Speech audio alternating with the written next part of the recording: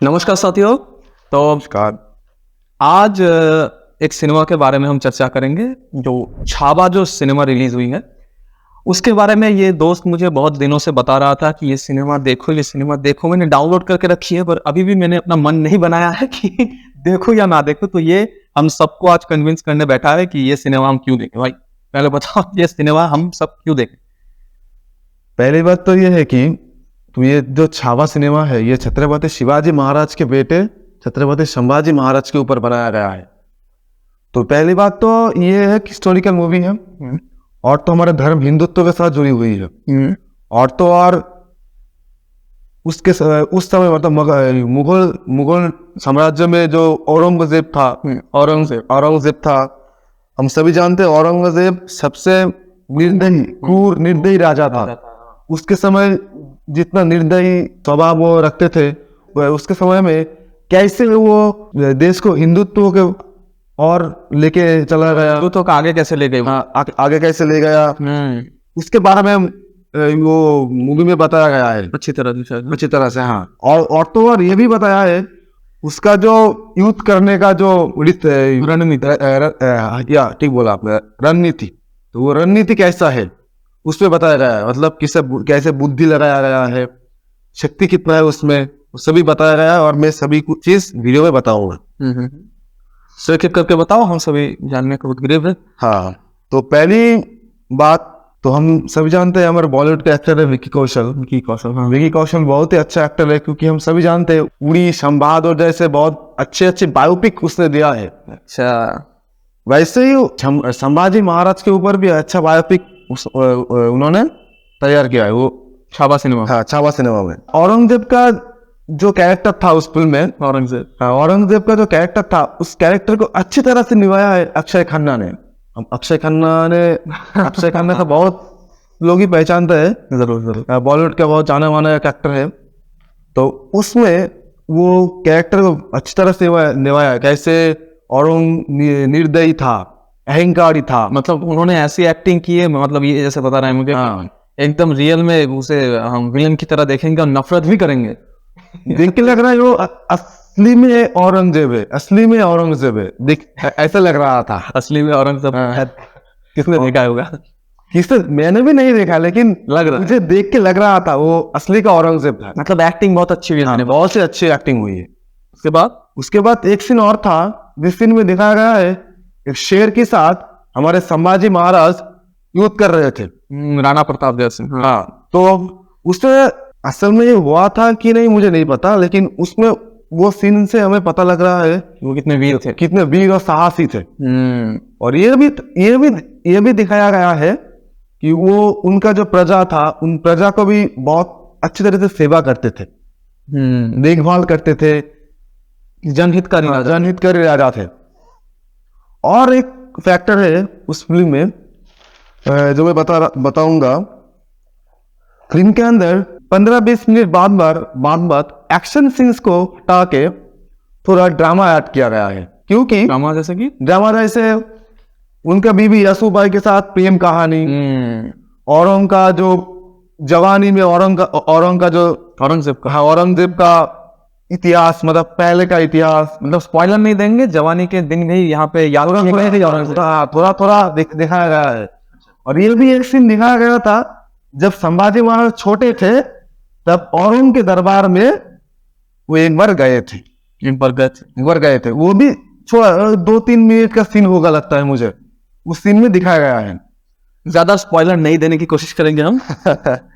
और ये भी दिखाया गया है जो राज्य था संभाजी महाराज का, उस राज्य में कैसे पॉलिटिकल इंटरनल पॉलिटिक्स दिखाया गया है। वो एक्शन को हटा के इसलिए ड्रामा को लाया है, हमें इंटरेस्ट आए और अच्छी तरह से कहानी को समझ पाए हम। थोड़ा और ज्यादा एक अलग ही तड़का, मतलब क्या बोलते वो, हम सरसों के तेल में जब क्या बोलते, जीरा नहीं, वो सूखा हुआ मिर्ची जब डालते ना, वो उसका बात कर रहा हूं मैं। अच्छा। और उसके थोड़ी देर बाद और एक सीन दिखाया गया है, औरंगजेब ने भारत के दक्षिण की, और हम सब जानते हैं भारत में दक्षिण में बहुत पहाड़ हो लगता है, एक तरह Dragon traps। ड्रैगन ट्रैप्स रहता है, एक तरह से बोलने के पहाड़ों का भूलभुलैया। बहुत तरह पहाड़ है, जंगल है, खेतों बाग है। जो दक्षिण में नहीं गए, भारत के दक्षिण, भारत नहीं, भारत के दक्षिण में जो नहीं गए हैं वो शायद वो वहां पे खो जाए। हाँ, अगर ठीक ठाक नहीं पहचान रास्ता नहीं जानते। हाँ, तो और 300-400 साल 500 साल पहले और भी ज्यादा दिमाग में रखना पड़ता था, मैप में रखना पड़ता गूगल मैप भी नहीं होता था पहले, था, बस मैप नहीं होता था। तो उस दिन में दिखाया गया है औरंग के 8 लाख सेना वाहिनी दक्षिण की ओर जा रहे थे संभाजी महाराज को आक्रमण करने के लिए। अच्छा, लेकिन संभाजी महाराज इतने चतुर थे, दिमाग लगा के कैसे 8 लाख सेना को हरा के 3-4 लाख सेना में तब्दील किए। मतलब 8 लाख की सेना को मार 8 लाख सेना में तब्दील किया। तब्दील किया है, मतलब कितना बुद्धि से, कितना रणनीति प्रयोग किया है।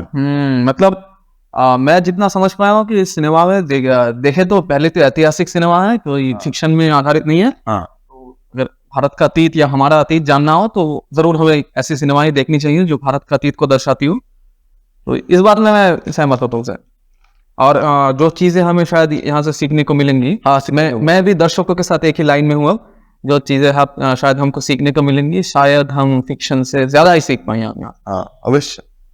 और एक इंटरेस्टिंग विषय है, फिल्म के मूवी के सेकंड पार्ट में एक सीन में दिखाया गया है कि संभाजी महाराज से कुछ परिचित लोग, रिलेटिव्स परिचित लोग कैसे औरंग से हाथ मिलाकर संभाजी महाराज को औरंग पीठ में छोड़ा मार दिया। पीठ में छोड़ा, एक बात में, एक कथा में बोलने के पीठ में छोड़ा बोल दिया। मेटाफोरिकली कह रहे हैं कि पीठ में छोड़ा, असल में नहीं दिया था। तो वहां पे तो मुझे लग रहा था, मैं जब वो फिल्म देख रहा था मुझे लग रहा था अगर मैं संभाजी महाराज के वहां पे जगह होता तो औरंग को छोड़ के वो दो आदमी का पहले गला काट देता। मुझे बोलने से गुस्सा आ रहा है मुझे, तो इतना जुनून चढ़ गया था तब, मेरा हाथ, मेरा मुट्ठी सख्त हो गया। वो दोनों उनके भाई थे, तुमने ऑफ द स्क्रीन मुझे बताया। भाई तो नहीं, साला थे। अच्छा, साले बाबू थे। हाँ, साले बाबू थे, फिल्म के दौरान दिखाया गया है। Brother in law. मुझे लग रहा था अगर मैं संभाजी महाराज के जगह होता तो औरंग को छोड़ के पहले उन दोनों का गला काटता। मुझे ऐसा एहसास हो रहा था। छोड़िए, अपनी अपनी बात है, अपने अपने मन की बात है, तो उस बात को हटा रखिए, अगले पॉइंट में आता हूँ। फिल्म के सबसे दुख दर्द वाली जो सीन था वो तो लास्ट 20-30 मिनट का सीन, जहां पे दिखाया गया है कैसे संभाजी महाराज को टॉर्चर किया गया था। अच्छा, जब वो बंदी हो गए, जब वो बंदी हो गए थे, उनका नाखून निकल गया था, निकलवा दिया। उनका जो जुबान खींच के बाहर अलग कर दिया था। गरम लोहे का रॉड आंखों में घुसा दिया गया था। उनके लहूलुहान शरीर में नमक का छिड़काव कर दिया गया था। अरे, ये बात बोलने से मेरे शरीर पे रोंगटे खड़े हो गए हैं। आप लोग दिख रहे हैं, ये देखो रोंगटे खड़े हुए हैं मेरे शरीर में, मेरा खून खौल रहा है अभी। मुझे तो और ये लग रहा है जब मैं वो सीन दिख रहा, जब मैं वो सीन मैंने देख रहा था ना, तब मेरे आंसू निकल गए। मैं आसानी से रोता नहीं, लेकिन मैं वो सीन देख के ना मेरा पानी आ गया था आंखों में। ये बात मैं कैसे बयां करूँ अब? चलिए, इतिहास के सत्य को सबके सामने प्रकाश करना हमारा फर्ज है। क्लास बात बोलूंगा, वीडियो के आखिरी तक हम आ गए हैं। जो भी संभाजी महाराज का जो बायोपिक है छावा, जो लोग देखा है बहुत ही अच्छा है, बहुत ही अच्छा काम किया। जिन्होंने नहीं देखा है, जिन्होंने नहीं देखा वो अवश्य देखे, डाउनलोड करके फोन में देखे, सिनेमा हॉल में देखे, लेकिन कैसे भी हो देखे। क्योंकि वो सिर्फ एक फिल्म नहीं, वो सिर्फ एक मूवी नहीं, वो हमारा इतिहास है, हमारा गर्व है, हमारा अहंकार है। क्योंकि याद रखना दोस्तों, हमारा हिंदुत्व, हमारा अस्तित्व और हमारे देश में मंदिर, हमारे घर में मंदिर सिर्फ उन लोगों के, उनके बलिदान की वजह से है, वरना शायद ना होते हम यहाँ, वरना शायद हम ना होते। तो वीडियो खत्म करने का मतलब वीडियो खत्म करने के लिए इससे बढ़िया मैसेज मुझे तो नहीं मिल रहा कि, तो इस मैसेज के साथ हम इस वीडियो को खत्म करेंगे। हम मूवी रिव्यू या फिर ज़्यादा नहीं करते, पर जो सिनेमा हमें अच्छी लगेंगी, कि हमें लगेगा कि हमें दूसरों तक पहुंचानी चाहिए, या फिर सिनेमा को हमारे जितना हो पाए हमसे कि हम वही प्रचार प्रसार करें, तो वो हम कोशिश करेंगे। और शायद एक बहुत अच्छी सिनेमा के बारे में आज उसने मुझे बताया, और शायद मेरे साथ आप लोगों को भी कन्विंस करने में वो मेरा दोस्त शायद सफल हो गया कि वो सिनेमा देखे। अगर आप लोग देखेंगे तो फिर हाँ, तो उसका ही शुक्रगुजार होंगे अब सूरज का। तो आज इसी मैसेज के साथ हम वीडियो खत्म करते हैं, ज़्यादा कुछ बोलने की मेरी हालत नहीं है। नमस्कार। नमस्कार।